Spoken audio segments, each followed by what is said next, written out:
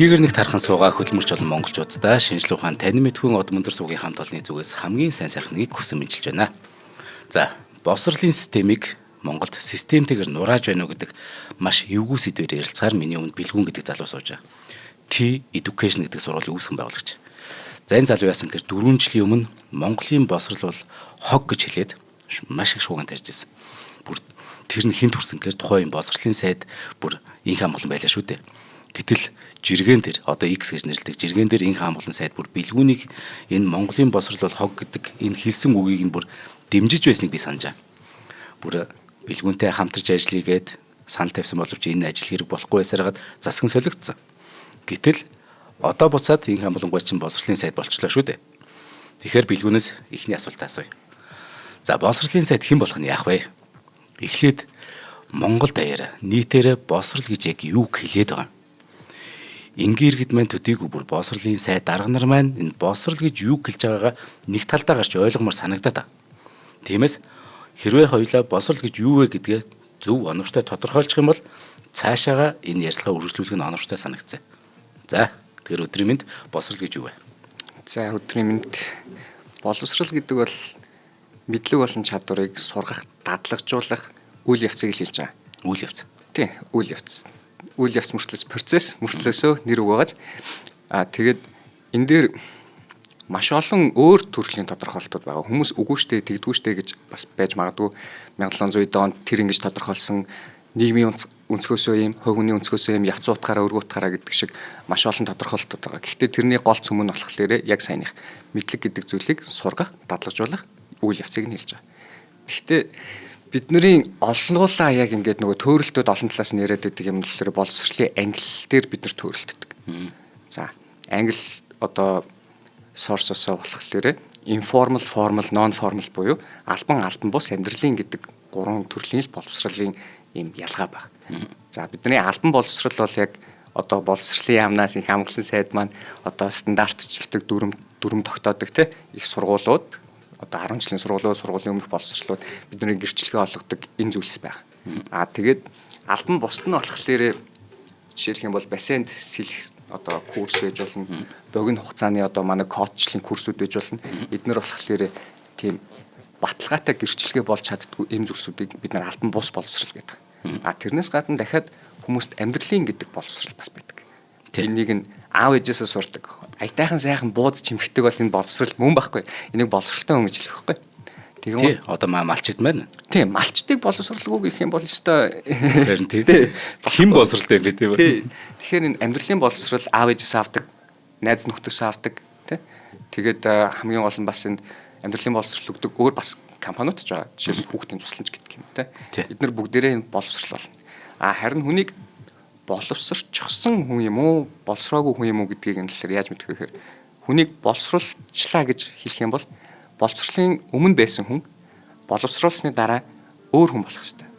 Одоо хандлага, үйлдэл нь өөрчлөгдөх ёстой гэсэн үг байхгүй. За, нэг жишээ авах юм бол бид нар физик гэдэг хичээлийг заагаад гүйдэл хүчлийн тухай хүнд боловсрол олгох юм бол тэрнээс өмнө аянга цахихад айдаг байсан хүн байвал аянга цахихад айхгүй болж тэр хүн өөрчлөгдөнө. Тэрнээс өмнө одоо гудамжинд ёрдооцсон байсан тогны утсанд айхгүйгээр зүгээр шүргээл хажуугаар нь хайхрамж үг гаддаг байсан бол айдаг, тойрдог болж ингэж хүн өөрчлөгдөхийг хэлж байгаа. Тэгээд боловсролсон хүн дээр эртээд нөгөө таны Q-education-ы сороо захиралтай ярьжсэн хүний дотоод гэдэг тэгж байгаа шүү дээ. Тэр нь бас яг орж ирдэг. Монголчууд эрдэмтэй хүн даруй гэдэг шүү дээ. Хүний зан чанар өөрчлөгдөх ёстой байдаг. Боловсрсон хүн характерийн хувьд өөрчлөгдөх ёстой гэж ийм л зүйл байна да.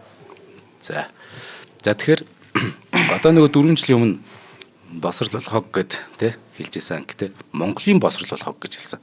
Тэрж боловсрол бол хог гээг. Монголын боловсрол бол хог гэж хэлсэн. За жилийн өмнө бэлгүүр од мөндрөөр бас орж исэн. Тэгтээ бас л хог гэж хэлжсэн. Одоо тэгээд бас Монголын боловсрол хог гэсэн хിവэрэ байна уу? Юу гэж асууад байна гэхээр хог биш болохын тулд та ямар яг үйлдэл хийсэн бэ? Яг л бид нар тий буруу гэж шүүмжлээд байгаа юмрах.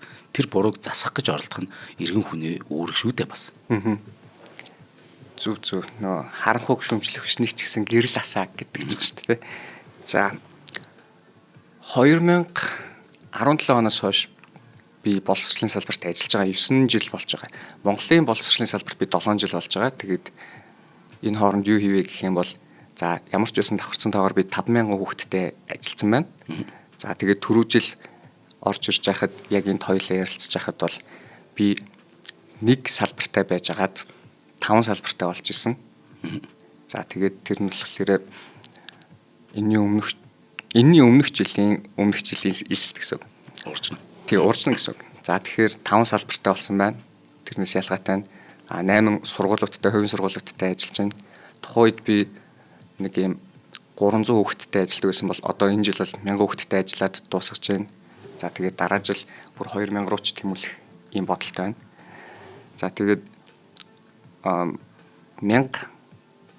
хүүхэдтэй ажиллахын тулд бид нэр 50 багш ажилчдтай болсон.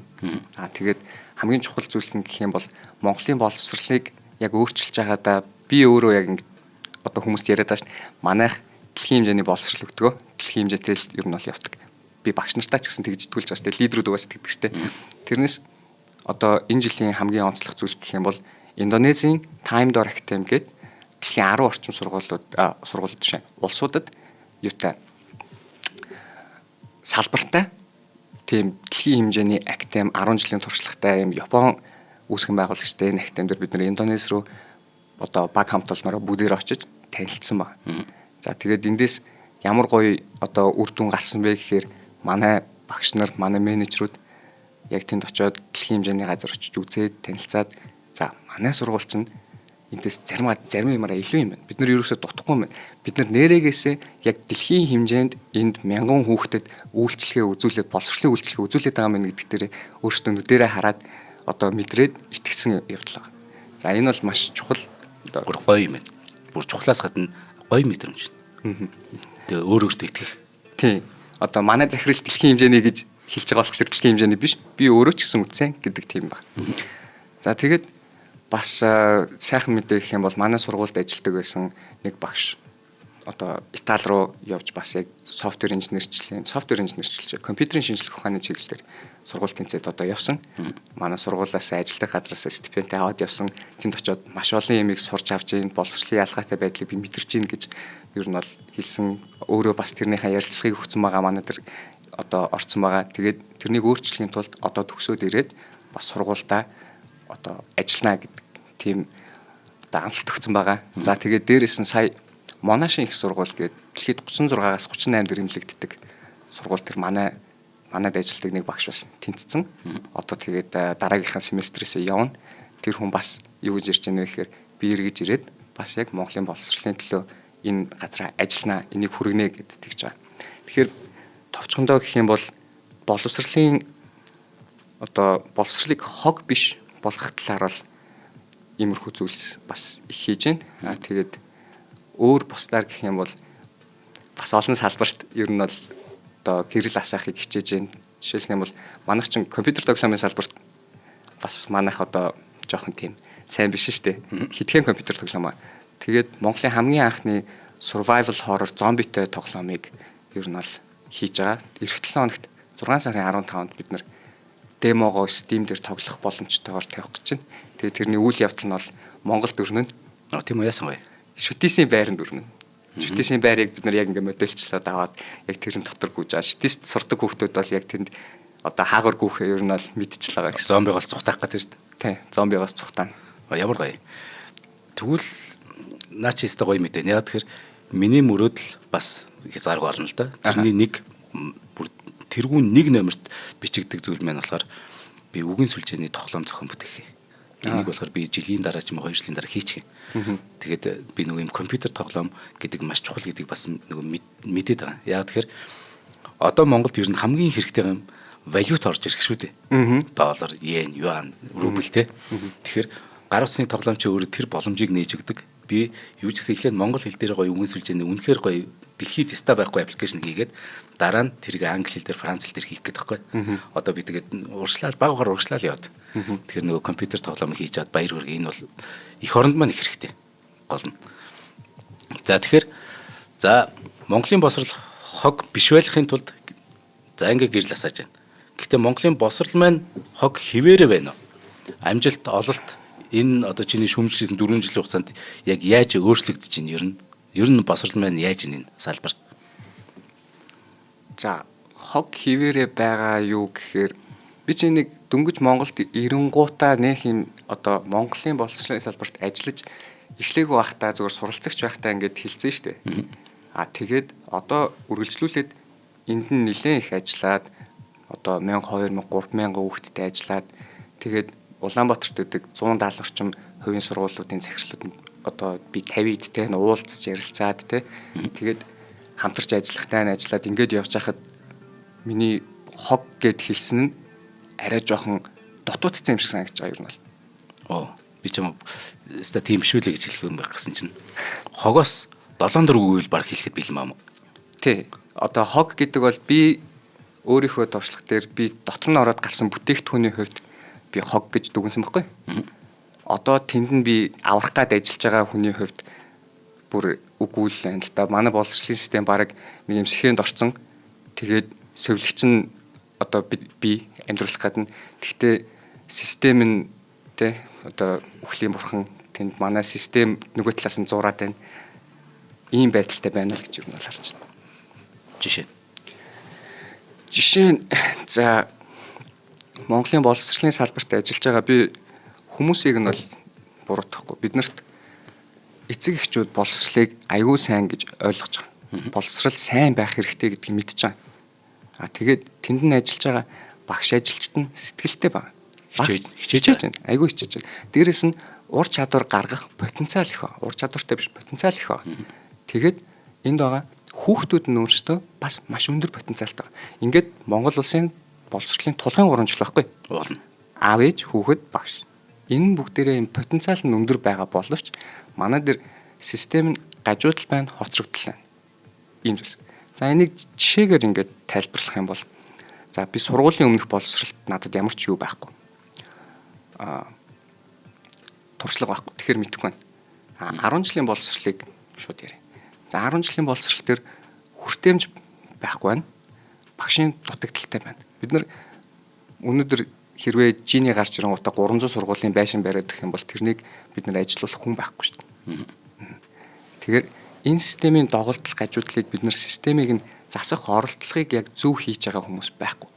За жишээлбэл би энэ дээр ингээд нэг оюун эрдэнэ сайд байхад одоо бид нар төрийн албаны зардлыг бууруулах энд боловсролын салбарт юу хийж чадах вэ гэдэг ийм хилцүүлэгт очсон юм би.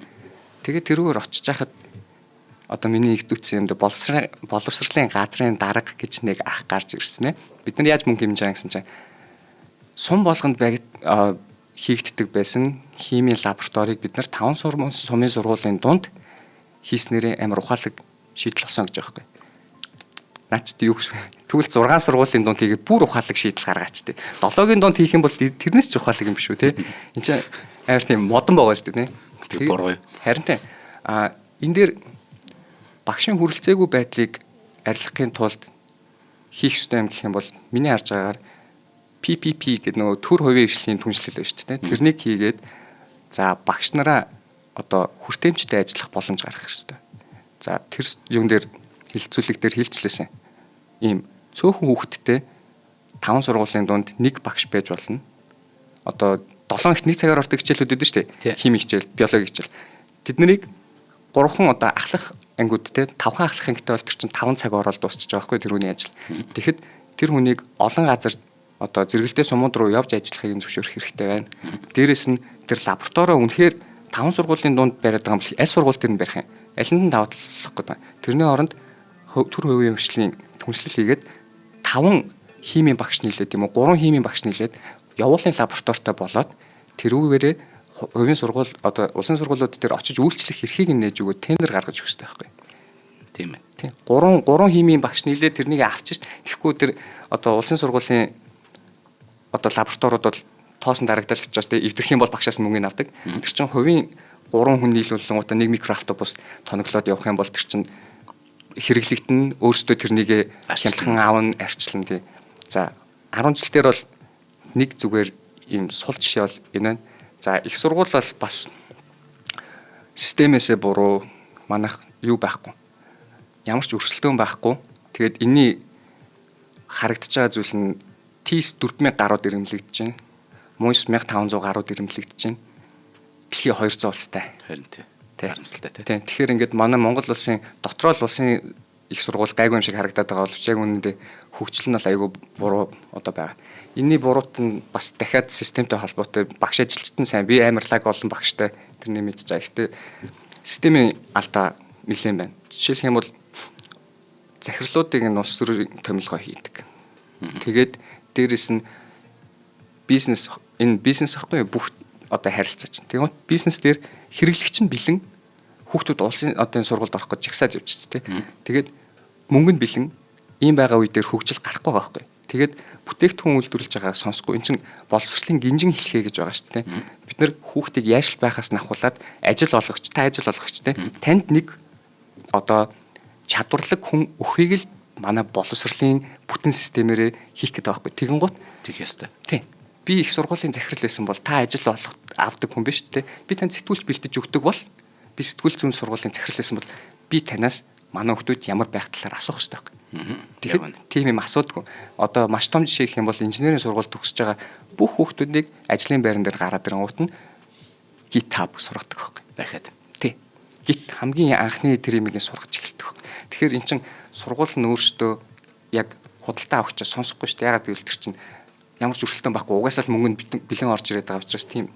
Тэгэхээр их сургуулийн жишээ бол нэг одоо иймэрхүү байж болж байна. Тий. Наад дээр чинь би бүр нэг үгийг бүр яг бүр хэлмээр санагдаад байна.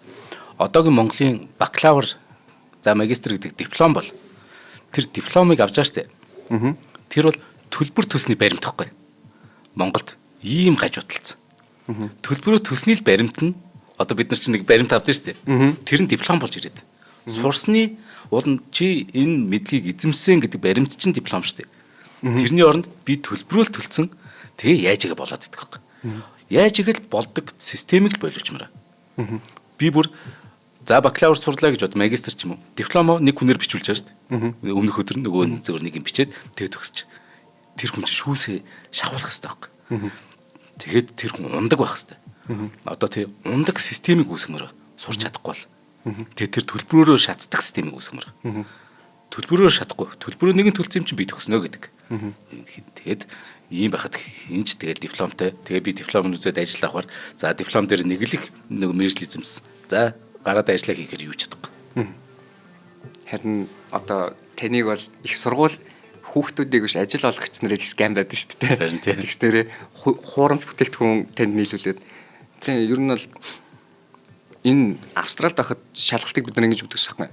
Амар том юм сагсан бөмбөгийн талбайгаас ч том талбайд бүгднийг оруулаад тэгээд бүгд үүдэндээ юугаа цүнхөө үлдээн ганц үзгээ авч орж ирнэ. Усны одоо сав авч орж ирэх юм бол гаднах нөгөө нэг хаягийг нь хуулж аваад яг юм юу цэвэр тунгалаг болгоод тэгээ уцаа доогоороо хийдэг.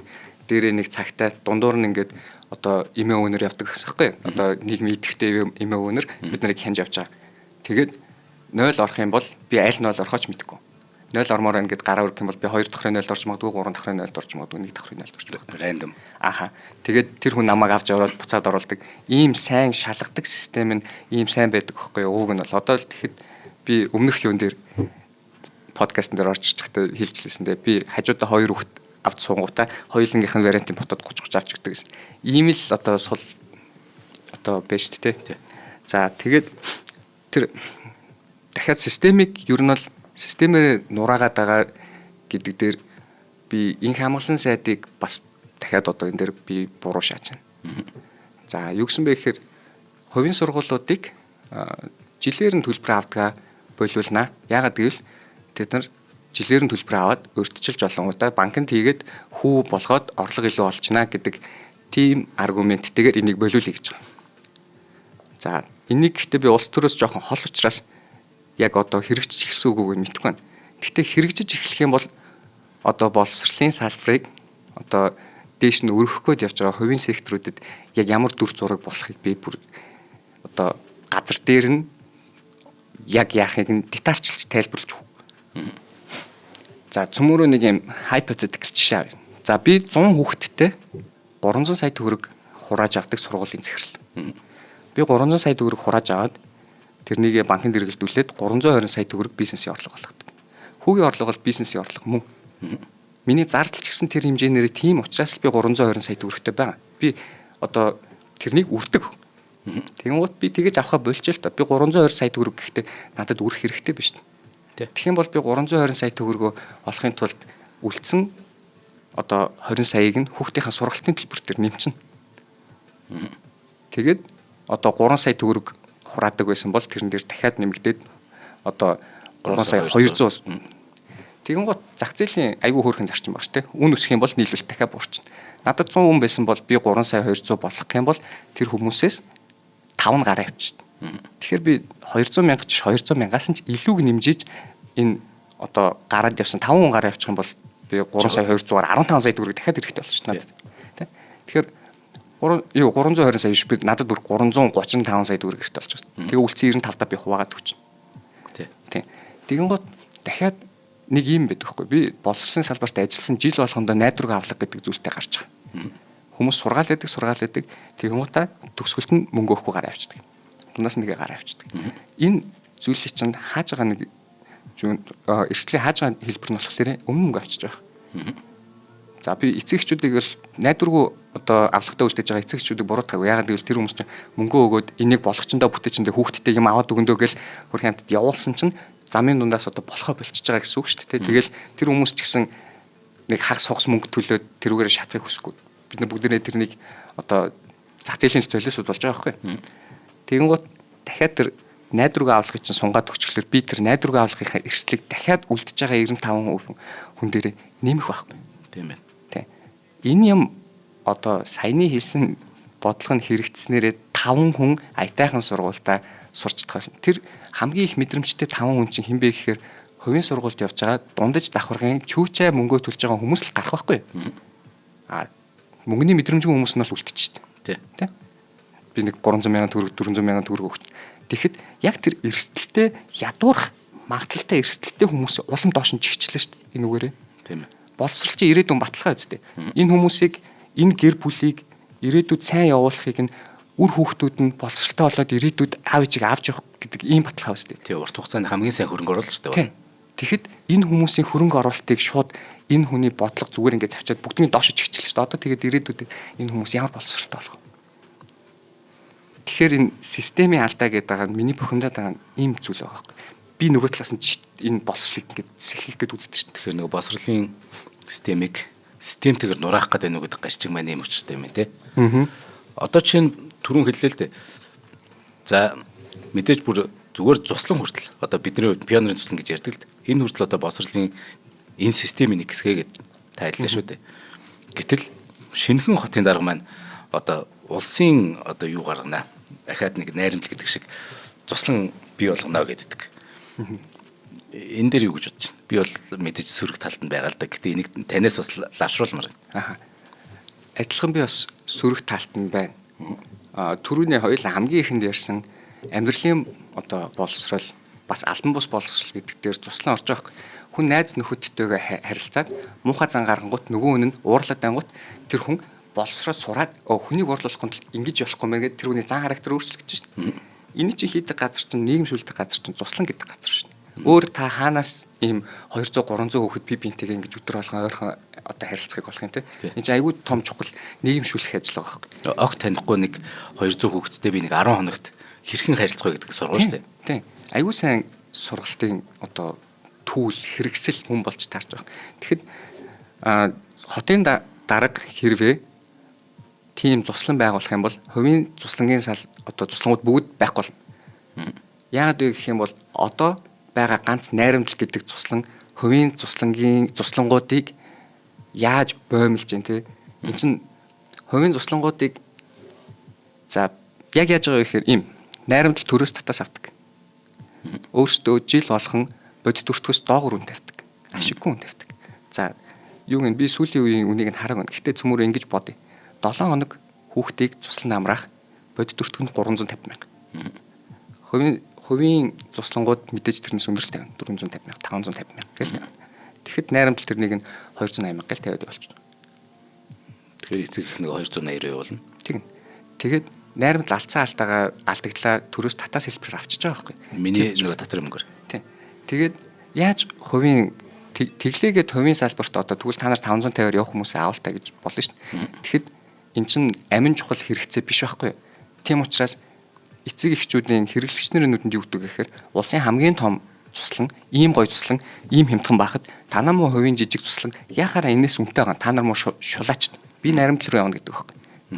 Тэгэнгუთ найрамдал нь дүүрчнэ. Тэгэхэд амин чухал хэрэгцээ биш учраас найрамдал дүүрсэн юм чинь энд одоо явахаас өөр яах вэ гэдэггүй байхгүй. Боли дараа жил найрамдал явъя гэж болчихдог байхгүй. Тэгээд ингээд ганц байгаа төрийн оролцоотой энэ токен шүү дээ. Хувийнхныг яаж ингээд нөгөө нэг доош нь чирж гин тэр шинэ хотын дараг хүүхдүүдийг амрах цуслантай болгомоор байгаа бол найрамдлыг хаах хэрэгтэй. Болно. Найрамдлыг хөвчлөх хэрэгтэй. Зах зээлийн зарчмаараа угаасаа од мөндөр гэдэг цуслан ч юм уу би байгуулж штэ. Тэгэж штэ. Од мөндөр цуслан байгуулвал би пик дүүрүүлнэ. Хитэн төгрөгтэй ч самаагүй. Харин тийм. Яагаад гэж надад найрамдал байхгүй штэ. Би тэнцтэй. За түүхийн нэг өдөр хэдүүлээ түүхээр аялье гэдэг нэг өдөр. Уран зургаар нэг аялье. Одон орноор аялье. Надад бол мянган санаа штэ.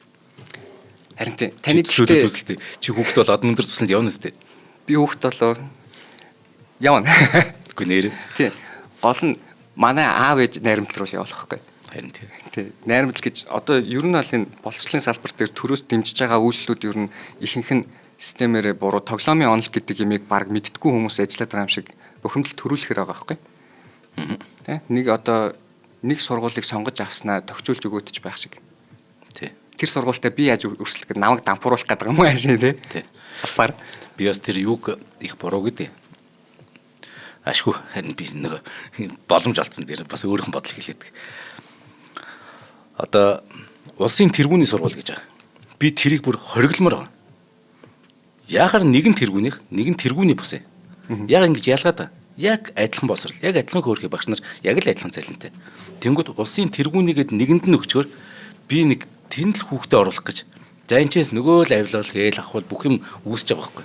Тэгээд ч ер нь бид нар боловсролын ялгаатай байдлыг л арилгах гэдэг шүү дээ бидний бүгднгийнхэн зорилго. Тэгтэл арга зам нь өөрөө сургуулаа тэргүүний болон адгийн гэж ялгаж болохгүй гэж бодож байна. Тэнтэй би бүр 100% санал нэг байна. Дээрээс нь ингэж ялгаснаар дахиад яг юу болдгийг би танд хэлчих үү. За дүнгийн хөөсрөл гэдэг юм манай боловсролын салбарт айгүй эмзэгсэд байдаг байхгүй. Улсын тэргүүний сургууль гэдгийн англи нь юу гэдэг хүүхдүүд нь онц сурч байгаа байх хэрэгтэй болж сурах ёстой болчихсон. Өөрөдөг. Тэгэнгუთ яг энэ дэр чинь улсын шалгалт малгалт гэдэг юм байна. Гэхдээ бас дахиад багш нар нь хүүхдүүдээ онц сургаж байна. Тэрэн дээр дүнгээр нарчдаг. Тэгэнгუთ хүүхдүүдийн одоо бит хоёр нэг анги авсан биз дээ. Тэгэнгუთ би хүүхдүүдийнхаа дүнг таны хүүхдүүдийн дүнгээс өндөрлөлт тавьчихна. Өргөөлтөөс. Та надад ялагдахгүй тул та тэр нэг өргөөлт тавьчих. Би танд ялагдахгүй тул дахиад өргөөд энэ дүнгийн хөөсрөл баг. Тэнгүүд нөгөө хүүхд чинь за би хичээл хийхгүйсэн чинь сайн онц гарчна гэдэг. Тэгээд юу бид нар шалгуурынхаа системд итгэлгүй болчихж байгаа юм. Дүнгийн хөөсрөл. Тийм ээ тий. Аяг хэцүү. Харин тий. За одоо ингээд хоёлаа TED question-оор орё л да. Миний урд чи ингээд нэг юм 4 янзын юм тавьсан байна. За энэ ногоон өнгө нь болохоор юм би нөгөө машин барьдаг болохоор гэхдээ машин гэд мэдээд байна. Араа ба штэ. Тэгээ 6 ингээд 1-р араа 2-р араа гэд ингээд хувцраар хийцэн. За энэ ингээд нөгөө куб дотор бөмбөрцөг хийцэн. Энэ наадах чинь наач юу зүрх байх шиг байна тийм. Үгүй наад чинь One Piece гэдэг анимны Ope-Nomi гэдэг жимс та мэдхгүй баха. Харин тийм байна. Би Нарутогч мэдгүй. Энэ бол нэг гоё юм гоё дүрс байна. За энэ ямар учиртай. Ави тэр. За юу гайхуулах гэдэг.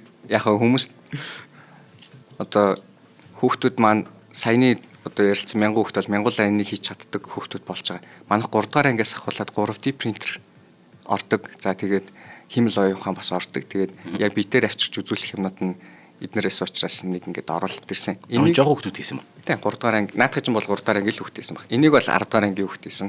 Энэ нэлээд деталь ихтэй. Араа дотроо нөгөө нэг юу арааны механизмтай тийм. Тэгээд энийг пивер биш гэж төсөөлөд үзэх юм бол ирээдүйд одоо технологийн эд зүйлс эд ангийг хүүхдүүд манай одоо 3-аас 10 дугаар ангийн хүүхдүүд ямар хэмжээнд хийж чадах вэ гэдэг одоо технологийн одоо чадамжийг нэлтгэж байгаа юм. Тэгээ одоо манайх энэ 7 хоногт төгсөлттэй сургуулийн тэрэн дээр бүх хүүхдүүд өөрсдийнхөө хийсэн юмнуудыг бүгдийг нь өөрсдөө аавна. Эцэг эхчүүдтэй ч үзүүлнэ тий. Тэгээд яг ил байсан гэдгийг л аваад ороод ирсэн байна. Та сургууль за одоо маа сансар чинь 6 настай. Түрүүн чамаг нэг орж ирэхэд нэг явж исэн жоо хөвгчүүд. Одоо нэгдүгээр ангид төгссөн Мундаг Баатар ирүүлсэн. Том ирүүлчихэж байгаа шүү дээ. Нэгдүгээр ангид төгсгөр чинь 35 үсгээ мэднэ. За манай танай сургууль танах чинь ингээд сургуулийн гаднах одоо боловсролгүй би яг юу нэрлэх юм бэ? Сургууль чи одоо чинь яг 1-р, 2-р, 3-р анги явж шүү дээ. Таах одоо дамжаа маягийн гэсэн үг. Манайхаас 1 2 3 дугаар ангиэл явдаг шүү дээ. Гэхдээ 3 4 5 6 7 8 9 10 гэл явдаг тий. За тэгэхээр сансар 3 дугаар ангид орчвол та сургуульд орох юм бол яг юугаар өөр юм? Манайх үндсэн сургуулийнхаа хажуугаар явтیں۔ За дахиад буцаа систем рүү орцгоё. Бид нар технологийн чадварыг ерөнхийдөө 2 хувааж ангилдаг байхгүй. Нэг нь хийж чаддаг, нөгөөх нь хэрэгжилж чаддаг. Монголын боловсролын системд дахиад хэрэгжилж чаддаг байх хүнийг бэлтгэдэг ийм хөтөлбөр байдаг. Тэрнийг нь одоо ICT IT мэдээлэл зүг гэж нэрлэдэг. Дэлхийн боловсролын системдэр ч гэсэн Cambridge хөтөлбөр ч гэсэн энэ бас байждаг.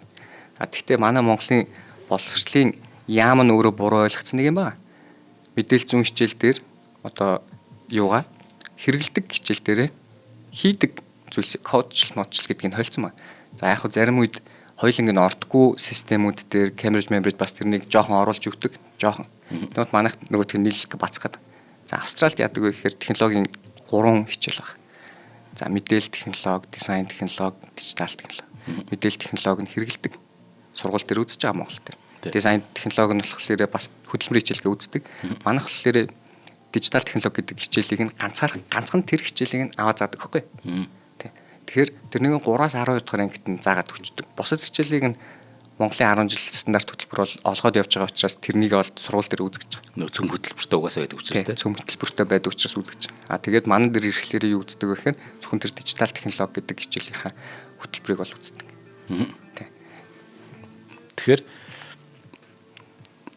за танай одоо энэ загвараар чинь хэд хүүхд төгссөн гэлээ?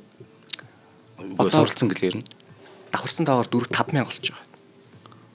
Энийг 100 мянга болох боломж байгаа юм. 100 мянга болох боломж байгаа. Миний нэг найз танил гэх юм. Одоо бас яг Nest IT сургуулийн одоо технологи харагдсан захирал Содод гэдэг. Тэгээ бид хоёр нэг судалгаа олж уншсан байл л дээ. Улс хөгжихийн тулд нэг хүнд ноогдох инженерийн тоог ихсэх ёстой байдаг. Тэгээд энэ бол хаач хүрээгүй байгаа. Тэгээ миний тооцоогоор бол би 20 мянган хүүхдийг жил болгон 20 мянган хүүхдэд энийг хүргэж явах юм бол ерөнхийдөө бидний одоо үр дүн гараад явна гэж. Одоо бол би бол дараа жил 2 мянган хүүхд гэж ярьж байгаа шүү дээ. Ерөнхийдөө бид нар энийг өөрчлөөд загвараа одоо өөрчлөхгүйгээр томруулаад scale гэж ярьдэн шүү. Томруулаад ингээд явах юм бол 20 мянган хүүхдэд хүрэх хангалттай боломж байгаа. Тий. Энийг гэхдээ ганцхан манай сургууль биш, бусад зөндөө хувийнхан хийж байгаа. Тий. Манайх бол одоо ийм салбар жижиг франчайз салбарын одоо жишгээр явж байгаа. Өөртөө төрөөс стандарт авмаар байгаа. Ер нь бол би Австралийн яаж хийдэг вэ гэхээр хөтөлбөрийг нь ерөөсөө боловсролын яам гаргаж өгдөг. Стандартыг нь өгдөг. Стандартынхаа дагуу сургууль өөрсдөө хөтөлбөр бэлтдэг. Тэгвэл манайхаас яг энэ юугаар явж байгаа. Хөтөлбөрөөр явж байгаа. Бусад өөр сургуулийн загвараар ч гэсэн бид нэр явж болно. Монголын технологийн боловсролыг аврахад бол өрөөтэйгөө. Энийг бол би хийж чадна. Манай Содоо хийж чадна. Бас би бусад өөр зөндөө хүмүүс хийж чадна л гэж бодож байна. Тэгэхээр стандарт гэдэг шүү дээ. Боловсролын яам стандарт бол гаргачвал зүгээр юм уу те? Одоо тэгэнгүүт нь яг тэр стандартын дагуу одоо T-education эсвэл Q-education гэдэг шиг юм ингээд явж болно гэсэн үг. Тийм. Боловсролын яам дээр би нэг 2-3 жилийн өмнө TV8 дээр хилцүүлэгт орж агаад хэлжсэн байхгүй. Та нар мэдээлэл зүйн номыг одоо 9 жил шинжилгээгүй штэ гэсэн чинь дараа жил шинжилж штэ гэсэн байхгүй. Ингээ бойл та. Тэр чинь тэгэл 2 жилийн дараа 2 жилийн хуучин 3 жилийн хуучин мэдээлэл зүйн ном бол. Энэ юу хэлээд байна гэхээр боловсролын яам хөтөлбөр бэлтгэх гээд мөнгөнээд байгаа байхгүй. Тэр чинь өнөөдөр хоёулаа боловсролын яам байвал нөгөө нэг хөтөлбөрөөс судлаад тэгээд ном зохиол болгоод тэрнийгээ багш нартаа чадварыг нь олгоод заах чадварыг нь олгоод заагаад эхлэх үед л тэр чинь түүхийн хичээл болчих штэ. 2 жил өнгөрч. Тэгэхээр энийг юу гэдэг вэ гэхээр Австралид яг өөрийнх нь үгээр future proof буюу ирээдүгээс хамгаалагдсан хөтөлбөр юу вэ гэхээр стандарт. Бид нар технологи хичнээн одоо солигдож болно. Гэхдээ суурь зарчмууд солигддггүй те. Манай энэ дээр суурь зарчмуудаар тавьчмаар байгаа байхгүй. Энэ хүүхдүүд энэ суурь зарчмуудыг үзэх ёстой. Энэ суурь зарчмыг чинь шууд онлоор нь яриад өгч болохгүй шүү дээ тэр чинь. Тийм учраас ямар нэгэн технологи ямиг нь хэрэглээд бид нар заах ёстой. За энэ дизайн технологийн 3D бид нар модельчлах гэдэг хичээлийг 3D принтер байгаа учраас тэрнийг нь орж байгаа. Тэгээ 3D принтерээс илүү өөр лаг нано компьютерд гараад ирэх юм бол тэрнийг нь төр хийхгүй л гэсэн. Бид нар модельчлах гэдгийг нано компьютерыг нано технологиг ашиглаад өөрсдөө self assembly энтер хийдэг ийм зүйлийг нь ашиглаад заана гэсэн үг. Энэ эрхчлөөг нь бид нарт өгөөд өөрсдөө стандартаа аваад үлдчих хэрэгтэй байхгүй. Тийм ээ. Одоо за би нэг сансарыг л яриад тал та. За 3 дугаар ангиас тэгээ танаа ингээд TED question-д орлоо гэж бодъё. Сарын төлбөр нь гэдэг. Манайх сараар нь авдаг шүү дээ. Жилийн тий. Тэгээ энэ хямглан сайжиг. Үгүй тий. Жилийн төлбөр манайх 3 дугаар ангийнх нь 3.3 сая байгаа. Сар үгүй би сараар нь бодож байгаа. Би нөгөө сард надаас би нөгөө сарын цалингаа хэдэн хувийг нь хүүдээ зарцуулах байл гэж тооцоолохгүй. За 300 мянга. 9 сарын хичээл 9 сарын турш хичээл нь 3 сая 300. Тэгэхээр тийм 400 мянга арай өгөхгүй. Тийм ээ. Хямдхан юм шүү дээ. Ууг нь бол хямдхан. Энэс ч гэсэн хямдруулах боломж байгаа. За. Энийг хямдруулна ер нь. Одоо гэхдээ чадахгүй байна. Гэхдээ ер нь бол хямдруулна. Тэгэхээр одоо чи 20 мянган хүүхэд хэрв яг ингээд таан сургуулаар дамжих юм бол ер нь ингээд Монголын тэр нэг инженерийн тоонд ер нь нэг хувь хүрчүүл Монгол бас асуудалгүй болно гэж байна шүү дээ. Тэхийн тулд хэдэн сургууль байх хэрэгтэй? Хэдэн багш хэрэгтэй? За нэг жоохон задруулах гэх юм бол Монгол бас асуудалгүй болох биш. Монгол бас асуудлууд айгуулаг шийдэж чаддаг болж эхэлнэ технологийн тийм. Асуудлыг зэж дуусгахгүй. Тийм. 20 мянган хүүхдэд нэг багш манай дээр 12 хүүхэдтэй л ажилладаг байхгүй юу? Австралиас би байцсан стандарт аваад байна. Нэг багш 12 хүүхэдтэй ажилладаг. Тэгээд нэг өдөрт нэг багш ер нь бол 3 ээлж заадаг. Тэгэл ядарчин гэсэн үг юм бол 3 ээлж юм уу 4. За 4 ээлжээр бодоод үзэхэд нэг багш 50 хүүхэдтэй ажилладаг л гээд бодоод үзье. 50 хүүхэдтэй ажилладаг нэг багш 20 мянга гэхээр чинь 5 хүүхэдтэй болох юм бол 2 мянга, 5 авах юм бол 400. Бид нар 400 багш л хэрэгтэй юм шүү дээ.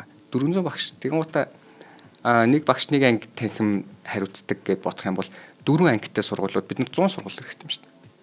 Тийм байна. 100 сургуультай байхад бид нар 20 мянган хүүхэдтэй бол хангалттай хүрчин. Одоо 10 жил сурч байгаа 500-аас 600 мянган хүүхэд байгаа гэж би санаж байна. Яг нарийн тоог мэдгүй ихтэй юмч байсан 500-аас 600 мянган хүүхэд байгаа.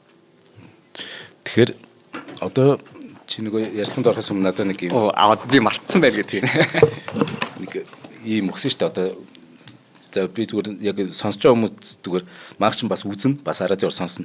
Сонсож байгаа хүмүүс тайлбарлаж хэлэхэд надад ингээд нэг хуруу займ батарей 2 ширхэгтэй тэгээ нэг би нэг орооцолцсон барьцсан учраас зүгээр орооцолцсон нэг ингээд ийм нэг утас байгаа. Цахилгааны утас тэгээд ийм нэг пявер хуванцар ийм гуурс байгаа.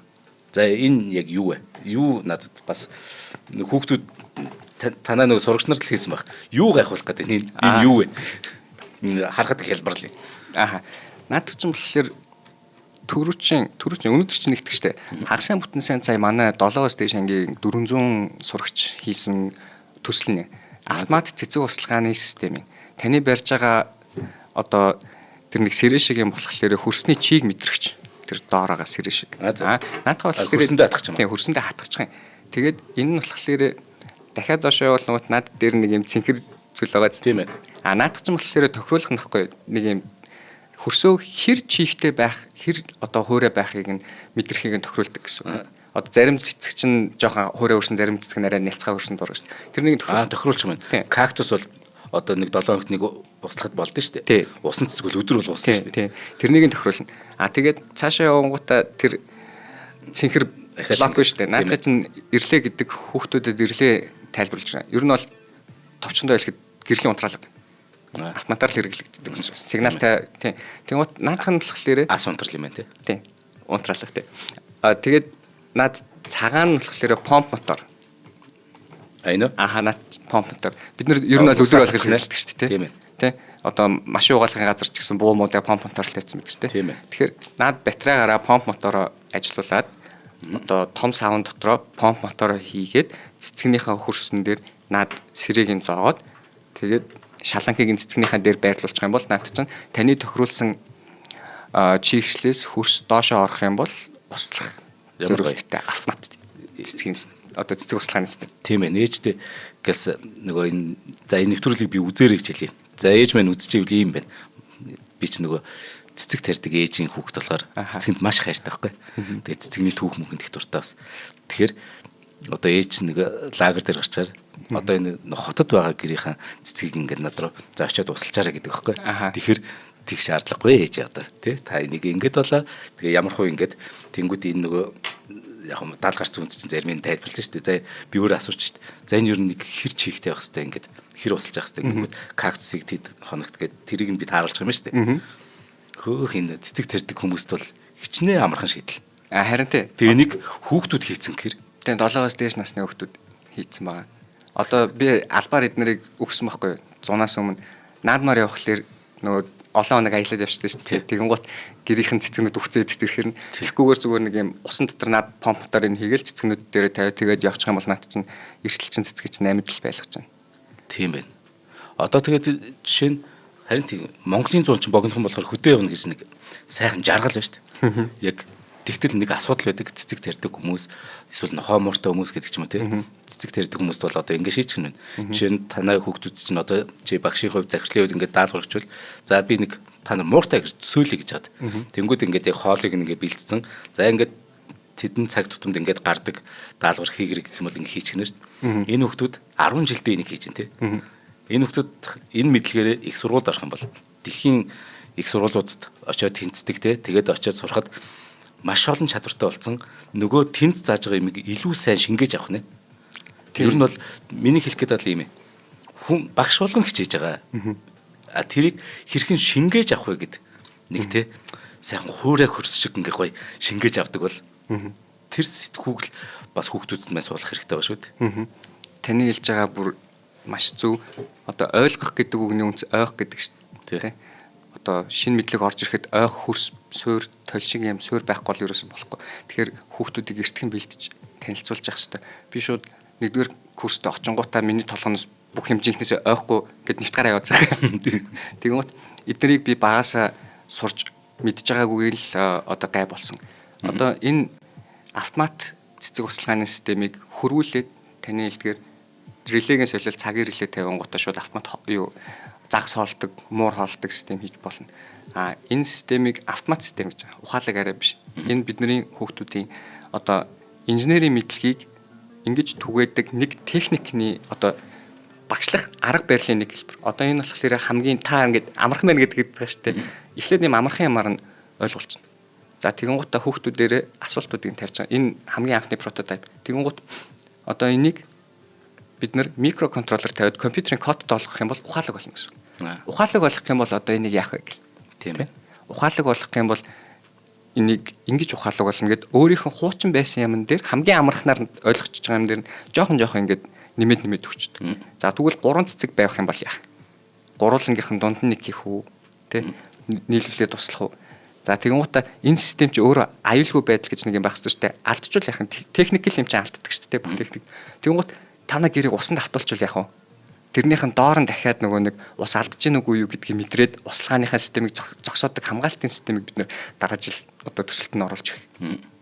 Тэгээд энэ энгийн зүйлийг бүр сүүлдээ маш хүнд юм болгоод нэг л мэдхэд нөгөө 12 дугаар ангиа төгсөн хүүхд чинь бүр манай хэдэн нөгөө инженер үжиг болчихно байх шүү дээ. Мэргэжлийн нөгөө 20 30 жилээ зорилго л хэрэгстэй. Зорилго нь юу? Манай сургуулийн зорилго бол дэлхийн хэмжээний топ их сургуулиудад хүүхдүүд ороход яг тэр мэдлэгийг шингээж авал яг ингээл манахаас гараал үлгэдүүлэл авахд бэлэн болох. Түүнээс бол манайхан ч одоо нөгөө боловсролын гинжээ холбоо гэж байна. 10 жилдээ ч гэсэн нөгөөх нь доогуур нь орж ирдэг. Их сургуулийн багш нар дандаа хэлдэг ч тийм 10 жилдээ сурч авахгүй юу гэсэн 10 жил чинь заагаа үздэй тий. Тэр чин доогуур нь зөрөөд ороод ирж байгаа гэсэн үг. Тийм ээ. Тий. Тэрнийг харин ажил дээр гарахт ч гэсэн тий чамд их сургууль чинь нэг чинь заах хэрэгтэй байсан гэл тэгвэл дахиад доогуур нь орж ирж байгаа. Тэрнийг л би өргөөд 10 жилийнхийг нь өргөөд их сургууль руу залах гэж байгаа л хэлбэр. Тэгэхээр энийг бол Австрал бол хүүхдүүд үзэж байгаа. Хийж байгаа. Тэгээд их сургуульд нь болохоор Австралийн их сургуулиуд ийм юмыг мэдж байгаа хүүхдийг хүлээж байгаа. Тэрнийг би Монголд нь хийж өгөөд явуулчих гэсэн. Тийм байна. Тэгэхээр эцэгчүүдтэй хандаж хэлэхэд ийм байна. Мэдээж бид нэг хүүхдээ гадаад их сургуульд тэнцлээ, зарим бүр тэтгэлэгтэй тий одоо нэг тодорхой 60% ч юм уу тэтгэлэг авсан байвал их баярлалаа шүү дээ. Тэгээд тэр чинь дандаа л сайн сургуулиуч нэг жилийн 100 сая төгрөг ч юм уу маш их мөнгөний талаар яриад байдаг. За бүр тэтгэлэгтэй ч үгүй ч бай. Та ямар ч нэг 100 сая төгрөг төлөөд эсвэл 40 сая төгрөг төлөөж юм хүүхдээ явуулдаг. Нөгөө хүүхд чинь 40 саяын боловсрол болж авахгүй бол та мөнгөөр маш шатж байгаа шүү дээ хөөрхий. Хамгийн гол нь дээрэс нь хүүхд чинь суралцах бас нэг чадварын нас гэж үүдэг. Хүн насан туршдаа суралцдаг ч гэсэн суралцах чадвар гэж яг оргил үе гэж байна шүү дээ. Тэр үеийг нь хайраа өнгөрөөчвөл яана вэ? Тэгэхээр энэ мөнгөөр шатахгүй тулд тэр хүүхдийн тэр цаг хугацааг алдахгүй тулд 10 жилд нь ялангуяа яг ийм одоо сургуулийг сургуулгах хэрэгтэй юм байна л да гэж л би уриалж байна л да. Тэгэхээр чи сайхан өөрийнхөө сургуулийг сайхан уриалж нэр боломж ч дээ эн чинь. Би ч сургууль архилах хамт гэж орж ирээгүй л дээ. Угаасаа би тэгээ нөгөө тий сургуулийн захирал юм чи манай сургуульд ирж сураарай л гэж уриалсан шүү дээ. Гэхдээ яг реклам хийж байгаа ч юм биш. Зүгээр манай сургуулийн 9 дугаар ангийн хөтөлбөрийг заавалчгүй Монгол улсад байгаа 10 жилийн бүх хүүхд мэдчих л шүү дээ. 10 жилийн төгсөхдөө 9 дугаар ангийн хөтөлбөр хүртэл мэдчихлээ байх шүү дээ. Яагаад би мэдчих ёстой гэж шилж байна гэхээр хөтөлбөрийн зах зээл өнөөдөр юу яцсан? Глобалчлагдсан. Ямар ч юм одоо юг болцсон байна. Монголд амьдарч байгаа хүн шууд энтгэхт ажиллаж байгаа. Энтгэхт ажиллаж байгаа инженерийг би Монголын төсөлд ажиллуулж байгаа. Тэгэхээр энэ бол өрсөлдөөний талбарчин бол Монгол улс гэдгээр одоо Монгол улсад хичнээн улсаас гарахгүй амьдарч дуусгасан ч гэсэн хөдөлмөрийн зах зээлийн өрсөлдөөн чинь дэлхийн рүү аль хэзээ орцсон байна. Тэгэхээр 9 дугаар ангийн хөтөлбөрийг ямар ч мэрэгчлээ болсон бай үзэх хэрэгтэй. Эмчж болсон, хуульчж болсон манай 9 дугаар ангийн хөтөлбөрийг үзэх хэрэгтэй. Яг дэлхийд тэрнийг үзэж байгаа. Харин технологийн чиглэлээр явж байгаа ямар ч хамаагүй инженер гэж байгаа. Ямар ч хамаагүй инженерийн салбарт орж байгаа хүн бол манай 12 дугаар ангийн хөтөлбөрийг дуустал үзсэн байх шин. Тэгээ одоо тэгээд хүмүүс дөхүүлж байгаад үзье гэд нэг тийм юм ярьдаг. Гэхдээ 12 дугаар манай хөтөлбөрийг 10, 11, 12 дээр ирээд бүгднийг шахаад сурж болно. Одоо синтаксыг сурж болно. Гэхдээ таны хэлж байгаа шиг энэ дэр хүний өөртөө өөрийгөө тодорхойлдог итгэл үнэмшил гэж нэг юм байдаг байхгүй. Тэр нь аль дээр тогтцдог. Та ингээ 8 дугаар ангийн хүүхдтэй юм уу 9 дугаар ангийн хүүхдтэй ярих юм бол би угаасаа дуу бүжгэндээ сайн технологи том уу. Энэ итгэл үнэмшлийг өөрчлөхөд амар хэцүү байдаг байхгүй. Тэгэхээр 10 дугаар ангид нь орж ирсэн гинт май нэг үзэх гэх юм бол яг нүдүүлээд сурна гэхдээ тэр хүний өөрчлөлт одоо өөрийгөө харах үнцгтэй би компьютерт угаасаа л юм шүү дээ. Угаасаа л би мэт ойлгохгүй гэдэг тим юмыг нь өөрчлөхөд л хэцүү болчихдог. Тийм болохоор 3 дугаар ангиас нь тий айлуулах шүү дээ. Эртнээс явсан термин тий. Хөгжмөдөө ш тийм л дээ бид яг хөгжим бүжгийн сургууль маань яг 1 дугаар ангиас нь ордог гэхээр тий. Тэгээд тэр чинь нэгээс нь явж хагаад тэгээд 12 дугаар ангид төгсөхдөө яг мэрэгжлийн тэр консерватор төгсөж байгаа шүү дээ. Тэгээд цаашаа улам бүр мэрэгжлийн болоо явчихна. Тэгэхгүй тэр хүүхдэд одоо чинь 7 дугаар ангиас нот заа гэтэл нэгээсээ угаасаа нот гэдэг чинь А Б В гэдэг л гэсэн үг шүү дээ. 35 үсгээ үдцэн 7 дугаар ангид нь заах ямар байх вэ? Тэрнтэй ер нь төстэй шүү дээ. Тий. За. Өөр хоёул юу ярих вэ? Цаг зөндөөлтсөн амар юу шахаж ирсэн. Тийм үү? Би нөгөө цагийн баримжааг байна уу? Яг тэгвэл босрол ярихаар угаасаа нэг цаг зогсчтой хамгийн дуртай сэдв байна болохоор хамгийн хэрэгтэй. Чи манай од өндөр юу гэж боддээ? Зүстэй хаа мөг юм хэлэхгүй. Од өндрийг юу гэж бид нар чи өөрсдөө бас яг босрлын байгууллага гэж хэлэхгүй л дээ. Гэтэ бид нар нөгөө босролд эрдэм мэдлэгт дуртай болгох тийм ажлыг хийж байгаа гэж өөрсдөө найддаг. Энэ нөгөө ингэж л тодорхойлд юм л да. За нэг үнэхэр эрдэмтэд байлаа гэж бодъё. Хашаа бишин гэж зүйл монголчууд их сайн төсөөлж шүү. Хашаа бишин дотор нэг гэр байгаа. Гэр дотор болохоор үнэхээр яг физикчд. Тэгээд түүхчд маш ингээ мундаг хүмүүс суудсан. Хашааны гадаа болохоор ард иргэд байгаа. Гэтэ энэ гэр дотор юу болоод байгааг бас мэдмээр байгаа. Хүнд ч нэг танин мэд хэрэгцээ гэж байдаг шүү дээ. Хүн ер нь их сониуч амт юм чинь. Харин од мөн дээр болохоор тэр хашаан дээр суудсан дэггүй хөвтөж. Тэднийг шаардсан нөгөөдүүлийг шаардсан. Тэр тэгсэн гинэ. Хар нөхөд чинь тим гинэ. Модон шайны чинь тэгсэн юм биш тэгэд бид нар нэг энэ хэлээр нь ярьж дурлуулах тэр ажлыг хийдэг л гэж боддөө өөрсдөө. Би од мөндрийг би юу гэж боддог ч хамаагүй л дээ. Зүгээр яг саяны хэлсэн тодорхойлолтоор танах боловсролын байгууллага мөн байхгүй. Албан бус боловсролын байгууллага болчихж байгаа байхгүй. Энд дээр хүмүүст түүхийн мэдлэг төвөөгээд танаас модон шайныгийн тухай сонсоод авлаа гэж бодоход тэр хүн энэ мэдлэгийг сонсоод авчлаа. Тэгмээд тэр хүн итгэл үнэмшил нь өөр болж байна уу? Характер нь өөр болж байна уу? Монголоороо бахархдаг болж байна уу? Тэ? Энэ бүхэн чинь таныг өөрчилчихж байгаа бол та тэр хүнийг боловсруулчихж байгаа байхгүй. Хизээч тэрнтэй уулзахгүй байсныхаа үз. Тийм ээ, тодорхой хэмжээгээр тий. одоо хар нөх гэж ийм юм байд юмаа гэд хүүхдүүдийг яриад өчлөө. Энэ хүүхдүүдийн нэг аягүй сонс. Би 7 дугаар ангид байхдаа 8 дугаар ангид байхдаа 9 дугаар ангид байхдаа хар нөхөр би физикийн ихтгэлийн тэмцээнд орж ирсэн байхгүй. Тухайд нөгөө нэг асуулт самбар мамбар гэд тэн дээрээс аягүй их мэдээлэлүүд орж аваад тэгээд хар нөх гэдэг зүйлийг би судалснараа л физик инженер гэдэг юмтай болчих. Тэр асуулт самбарын форум намайг боловсруулсан байгаа байхгүй. Тэгээд миний ирээдүйн хийх үйлдэл өөрчлөгдсөн байхгүй. Та ч гэсэн яг энийг бол одоо маш том одоо авраг хэмжээнд нь хийж байгаа хүн. Од мөндөр гэдэг сувг бол боловсролын байгууллага мөн маш олон төрлийн боловсролын одоо зэрэг олгож байгаа. Тэгээд энийг танах чинь хамгийн өндөр нь 600 мянган хүн үзсэн байсан л тий. 600 мянган хүнд өгсөн учраас таныг бол би маш том боловсролын байгууллагын захирал гэж хэлнэ. Ямар гоё. Маш том боловсролын байгууллагын захирал. Энд чинь тий гүн гэж байгаа цар хүрээ гэж байгаа шүү дээ. Би бол нэг хүүхдийг аваад 10 жил тэр хүүхдүүдийг боловсролоор нүдэд гүнзгий зааж өгөх гэдэг шүү дээ. Эний хэрэгцээ байгаа юу ба. Гэхдээ бид нар бас өргөн хэмжээний мэдлэгтэй болох хэрэгтэй шүү дээ. Тэгэхээр таны бэлтгэж байгаа энэ нэг цагийн эсвэл 30 минутын подкастны дараагаар одоо тэр хүн юм байт юм. Юм байт. Тэрний магадгүй 600 мянган хүнээс би бол нэг хамгийн багадаа 10 хүн ч юм уу те рентгенээр бахархсан л гэж бодож байна. Тийм шүү дээ. Тий. Тэгэхээр тэр хүн рентгенээр бахархаад тэнд өөр одоо характер нь өөрчлөгдлөө гэхэд та 11 боловсруулсан баг. Тэр хүн том болоод эренчин гой шиг мондөг тий хэл бичгийн гоё эрдэмтэн бол монгол бичгээрээ сайхан бичиж сурыг гэж бодсон л ба шүү дээ. Тий. Одоо харин энэ удаа ярихдаа жоохон чадсангүй. Би тэрнийг үзсэн байхгүй. Тэгээд би монгол хэлийг өмнөх ярилцлагуудыг сонсох юм бол би ингээд амар их англи хэлний үг ашигладаг байсан байхгүй. Тий. Тэгээд одоо болохоор би тэрнийг үзээ та намайг боловсруулсан байхгүй. Би монгол хэлээрээ ярихыг хичээж байгаа байхгүй. Massive scale гэдэг үг надад орж ирээдсэн бол би авраг цар хүрээ гэж хэлхийг хүсэж байгаа. Дотроо бодож гацж байгаа тий. Би монгол хэлээр ярий. Угаасаа энэ чинь ийм гоё зүйл байхад чинь ягаад бид нар ярихгүй байгаа юм тий. Монгол хэлээр ярий. Процесс гэдэг үгийг би үйл ажиллагаа, pattern recognition гэдэг зүй тогтолыг анзаарах ч гэдэг юм уу те.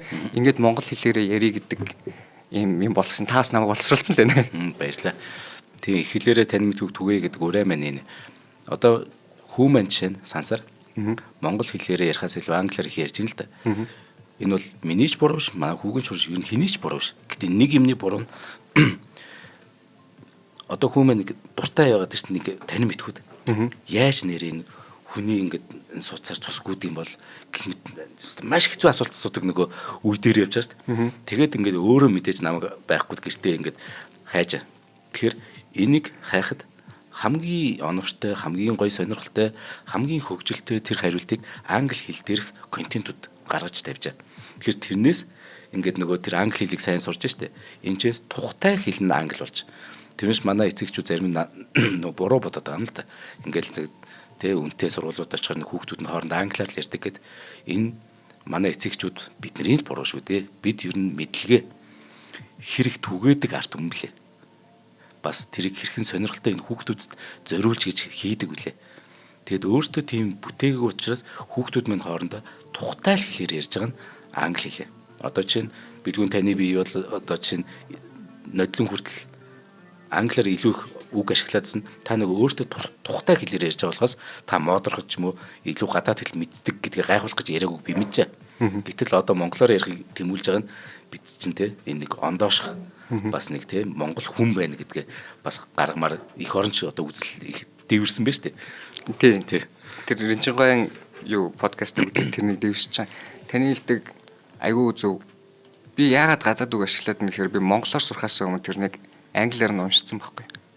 Би тийм. Тий. Англиар нь юу одоо энэ юу гэж судалгаа юм штэ. Би монголоор судалгаа хийж хийдэг байхгүй. Тэгэнгუთ дандаа нөгөө нэг юу англиар гарч ирдэг. Тэгээд тодорхой би ч орчуулагч учраас яг монгол хэлэнд юугээд орчуулсан байдаг юм бэ гэдгийг мэдэхгүй учраас тэгээд хүмүүстэй ярихдаа шууд англиар нь ярьчихдаг. Энэ бол одоо дэлхий дээр байж лээс одоо нөгөө та латин хэлийг мэдэн шүү дээ.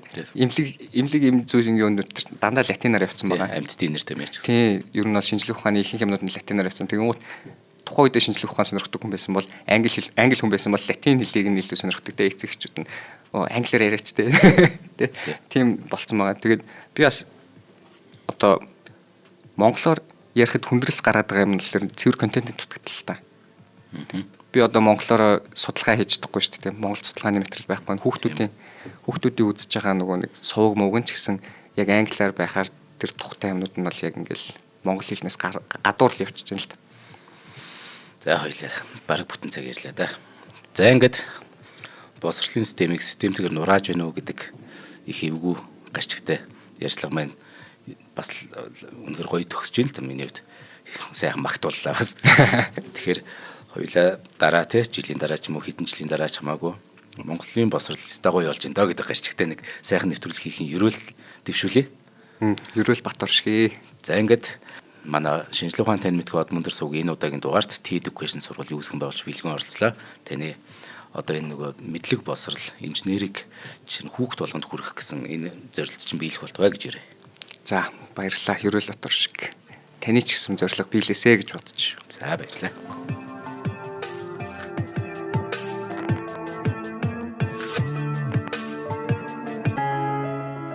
Нэвтрүүлгийг хүлээн авсан Нарны аймгийн монголчуудаа баярлалаа. Од мөндөр сувг нь энэ мэтчлэн таны мэдхүү мянган нэвтрүүлгийг 2026 оны 7 сарын 1 хүртэл та бүхэндээ хүргэх юм. Их хэлээрээ шинжлэх ухааны танин мэдхүүг түгээхийн үлсэд нэгтгэх хүсвэл та бидэнд хандив өгөх боломжтой. Жилдээ ганцхан удаа 100 мянган төгрөгөөр биднийг дэмжснээр шинжлэх ухааны танин мэдхүйг түгээх энэ үйл хэрэг амжилттай үргэлжлэх юм. Од мөндөр нэр дээрх Худал ажлын банкны данс байгаа 4191 Тэг 4 518. Та 100 мянган төгрөгөөр шилжүүлэхдээ гүйлгийн утга дээр нь өөрийн нэр болон утасны дугаараа заавал бичээрэй. 100 мянган төгрөг хандалснаар Од мөндөр сувгийн алтан гишүүн болох юм а. Шинжлэх ухаан танин мэдхгүй Монголд ялах болтугай.